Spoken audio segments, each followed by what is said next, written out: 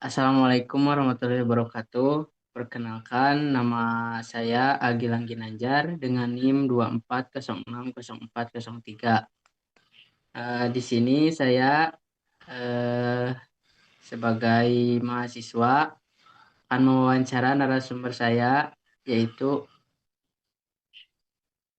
Nama saya Muhammad Ari Pratama. Eh,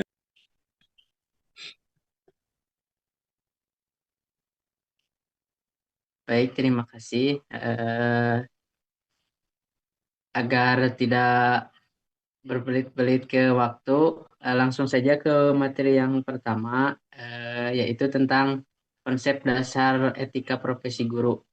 Nah, jadi Pak, Bapak kan sudah mengajar. Nah, bagaimana sih memahami etika profesi guru itu, menjalankan tugas sehari-harinya bagaimana gitu? oke, baik. Jadi etika profesi guru itu yang saya pahami itu memiliki beberapa aspek. Di antaranya yang pertama berkomitmen penuh terhadap pendidikan, yaitu memberikan pengajaran sesuai bidangnya masing-masing. Yang kedua, menjalankan profesi dengan seadil-adilnya, seperti memberikan pemahaman kepada seluruh siswa, yang mana semua siswa memiliki hak yang sama, yaitu mendapatkan pendidikan dan pengajaran. Yang ketiga, memberikan sauri tauladan kepada peserta didik sesuai dengan norma dan adat istiadat yang berlaku. Yang keempat, itu memberikan eh, pemahaman terhadap mereka supaya mereka bisa menjalankan tugas dan tanggung jawabnya sebagai seorang peserta didik gitu.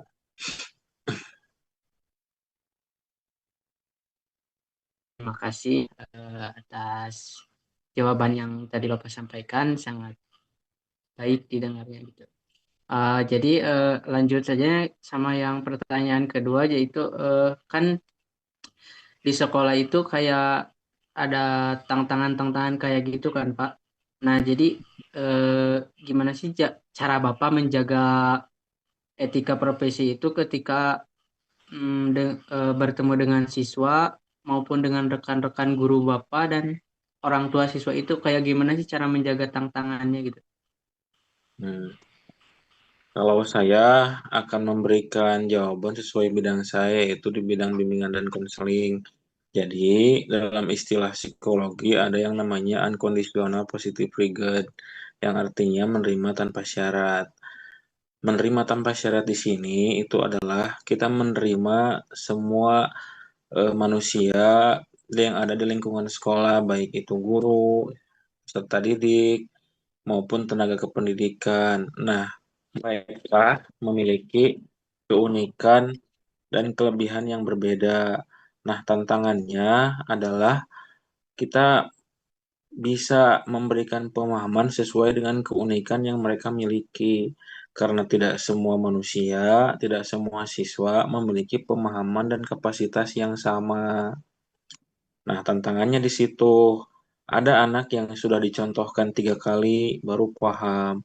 Ada anak yang sudah diberi paham 5 kali baru paham. Bahkan ada anak yang baru diberi pemahaman 10 kali, 20 kali baru mereka paham. Atau bahkan ada yang sudah diberi pemahaman 50 kali dia baru paham. Nah, tantangannya di situ.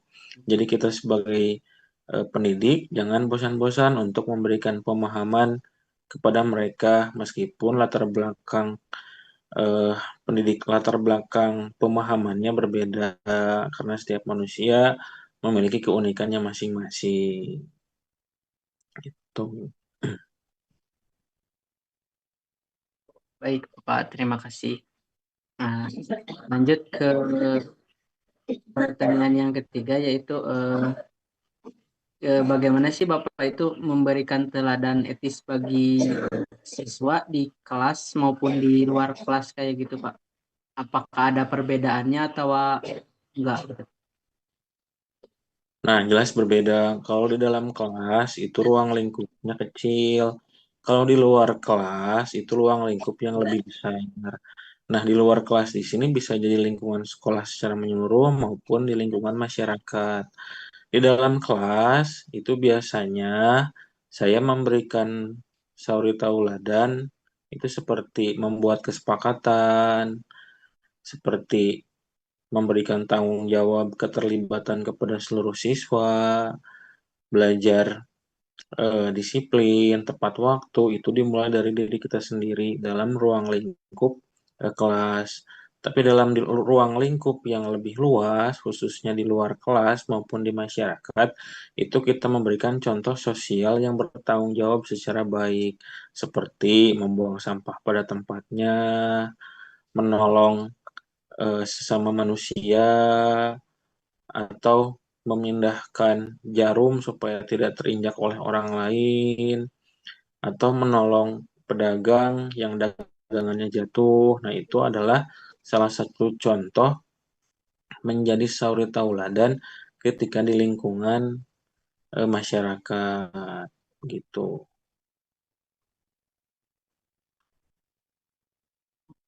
Baik, Bapak, terima kasih atas tiga pertanyaan dari konsep dasar etika profesi guru itu. Eh, Lanjut saja yang ke materi yang kedua, yaitu tentang profesionalisme dan pengembangan karir guru. Nah, jadi yang pertama itu saya mau bertanya tentang bagaimana Bapak memaknai peran guru sebagai pendidik atau pengajar sekaligus pembimbing bagi siswa itu kayak gimana sih, Pak? Kayak Oke. jadi bagi Hmm, pembimbing itu gimana, Pak? oke. Nah, bagi saya memang menjadi pendidik, menjadi pengajar, menjadi tutor itu sangatlah sulit. Nah, bagi saya memaknainya itu sebagai nah, kita menjalankan kewajiban kita terhadap tugas kita, terhadap profesi kita itu dengan sebaik-baiknya. Maknanya dengan cara memberikan pemahaman yang baik, memberikan contoh yang baik, mengajarkan sesuatu yang belum pernah mereka pahami sebelumnya, mendidik hal-hal yang baik yang tidak mereka dapatkan di lingkungan keluarga. Nah, itu adalah tugas tanggung jawab kita sebagai seorang pendidik. Nah, makna itu sendiri memang ketika digali lebih dalam itu sangat susah sekali untuk dilaksanakan karena eh, berprofesi sebagai guru itu memiliki beban moral yang sangat tinggi. Seperti kalau misalkan eh, seorang guru sedang tidak berpakaian guru. Nah, itu masih menjadi sorotan ketika seorang guru itu bertindak seperti manusia normal pada umumnya.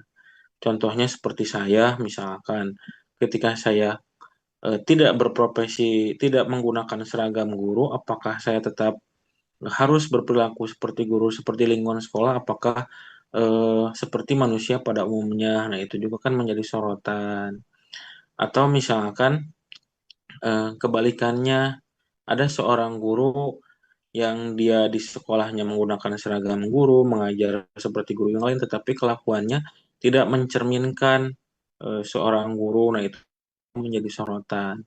Nah, makanya saya selalu memberikan pemahaman kepada anak-anak didik saya bahwa guru pun itu adalah seorang manusia, pasti punya salah dan hilaf. Makanya tugas kalian sebagai pelajar itu adalah mengambil contoh-contoh yang baik, mengambil nilai-nilai yang baik. Nah, jangan kita membandingkan, ah nggak apa-apa saya mah buang sampah karena si bapak itu juga buang sampah sembarangan. Ah nggak apa-apa saya mah merokok di lingkungan sekolah karena guru itu juga merokok. Nah, pemahaman yang seperti ini itu harus diberikan kepada anak-anak didik kita supaya mereka bisa mencontoh nilai-nilai dan makna profesi guru yang sesungguhnya. Seperti itu. Oh, baik, Pak. Terima kasih. Lanjut saja agar tidak ke waktu. Jadi pertanyaan kedua yaitu tentang meningkatkan kompetensi agar tetap profesional dalam mengajar gitu, Pak. Kayak gitu. Bapak itu peran seperti apa sih agar tetap profesional dalam mengajar itu? Oke, nah, profesional di dalam mengajar itu memang membutuhkan proses yang sangat panjang, butuh pengalaman, butuh pemahaman, butuh disiplin ilmu. Ketika seseorang bisa berprofesional dalam mengajar, satu, dia harus memiliki kapasitas keilmuan yang sesuai. Yang kedua, dia eh, telah menempuh pendidikan yang sesuai. Dan yang ketiga, dia mampu belajar seiring perjalanannya zaman semakin ke sini semakin berubah. Nah, ketika hal itu ditempuh, maka guru itu akan menjadi guru yang profesional. Cukup. Baik, Bapak, terima kasih. Lanjut saja ke materi yang ketiga, yaitu tentang nilai-nilai profesi guru.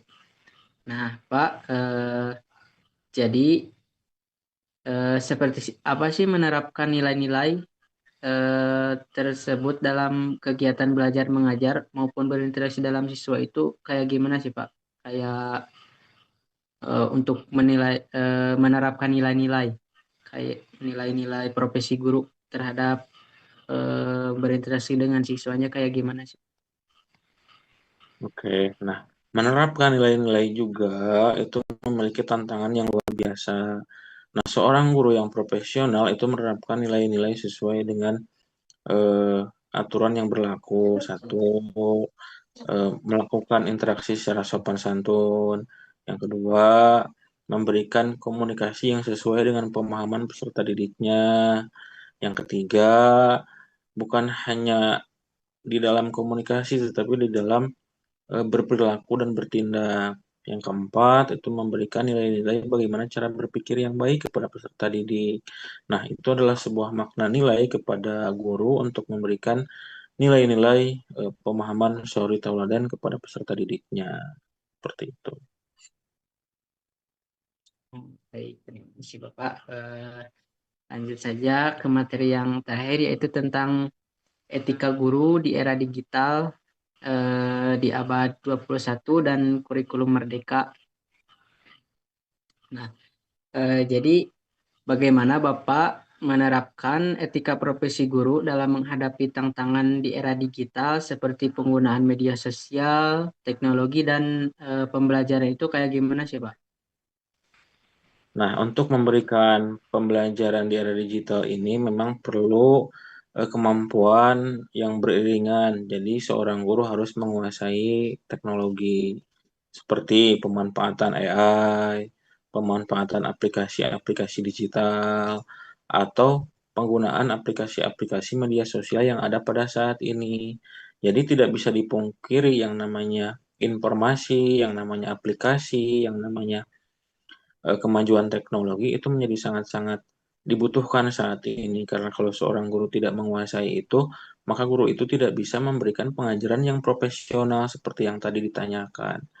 Nah, ketika guru menguasai bidang IT, maka saya yakin seorang guru tersebut bisa mengaplikasikan aplikasi-aplikasi media sosial dan teknologi dengan sebaik-baiknya, diaplikasikan ke dalam sistem pembelajaran dan kurikulum yang terbaru. Seperti itu.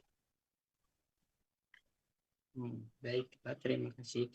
Lanjut saya ke pertanyaan yang terakhir yaitu tentang keterampilan di abad 21 itu apa yang paling penting untuk dimiliki guru agar tetap relevan dan beretika dalam mendidik siswa itu kayak gimana sih, Pak? Untuk keterampilan di abad 21 itu. Oke, keterampilan di abad 21 yang tadi saya sudah sampaikan. Yang pertama, menguasai teknologi dan media sosial dan pemanfaatan AI. Yang kedua, adalah bagaimana cara mengkomunikasikan pembelajaran ke dalam kehidupan sehari-hari dan kepada siswa yang berbeda. Jadi, seorang guru itu harus memberikan pemahaman sesuai dengan kapasitas siswanya dan mampu diterapkan ke dalam kehidupan sehari-hari. Yang ketiga, seorang guru seharusnya mampu memilah dan memilih mana informasi yang baik dan mana informasi yang belum tepat keberadaannya, karena masih banyak saat ini guru-guru yang termakan berita-berita hoax, sehingga berita-berita hoax ini disebarkan kepada siswanya. Nah, itu juga harus dimiliki oleh seorang guru. Nah, yang keempat, seorang guru harus menjadi pendidik yang memiliki keterampilan berkeadilan, yaitu memberikan informasi, memberikan pemahaman sesuai dengan porsinya peserta didik. Itu. Nah, yang kelima yang harus dimiliki seorang guru adalah asas kerahasiaan, yang mana asas kerahasiaan ini jangan sampai hal yang seharusnya ditutup-tutupi, yang harus disediakan ini malah disebar pada publik, sehingga publik bisa eh, mengakses si tersebut, padahal itu bukan tugas dan fungsinya atau bukan waktunya seorang murid tersebut menerima informasi yang bukan semestinya. Itu saja. Baik, Bapak, terima kasih atas waktunya. Tadi pertanyaan tadi sangat menjawab semua ya Pak, tentang konsep dasar etika, terus profesi profesionalisme dan nilai-nilai luhur serta etika guru dan di era digital itu Pak. Terima kasih atas jawabannya, sangat bermanfaat bagi saya untuk belajar lebih lanjut. Terima kasih. Mohon maaf bila ada kesalahan kata dari saya. Terima kasih. Wassalamualaikum warahmatullahi wabarakatuh. Waalaikumsalam warahmatullahi wabarakatuh. Audio Jungle.